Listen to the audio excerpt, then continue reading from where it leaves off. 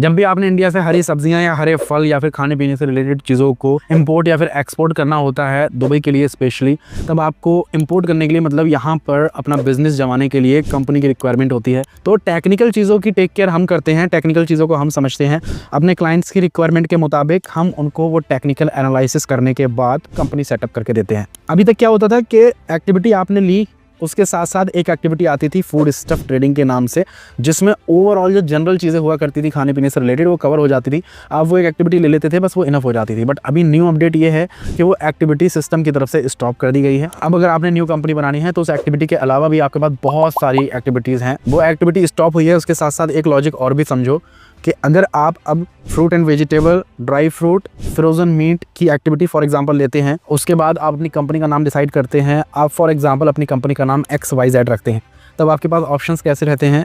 XYZ fruit and vegetables trading, XYZ dry fruit and vegetables trading, XYZ frozen meat trading. But अब साथ ही आपको उसमें चौथा option भी मिलेगा, फोर्थ, जो मिलेगा XYZ food stuff trading LLC। तो जो फूड स्टफ का एक्चुअल मीनिंग था कि मतलब फूड स्टफ नाम रख लिया तो उसमें कई सारी मल्टीपल चीज़ें कवर हो जाती हैं, तो एक्चुअल में वैसा ही हो रहा है। जो लोग न्यू है बिजनेस सेटअप में, उनके सर के ऊपर से ये बात जाएगी, हालांकि कुछ लोग समझ गए होंगे। मार्केट रिसर्च करो, उसके बाद दुबई में अपनी कंपनी सेटअप करो, उसके बाद दुबई में अपनी बिजनेस जर्नी एंजॉय करो।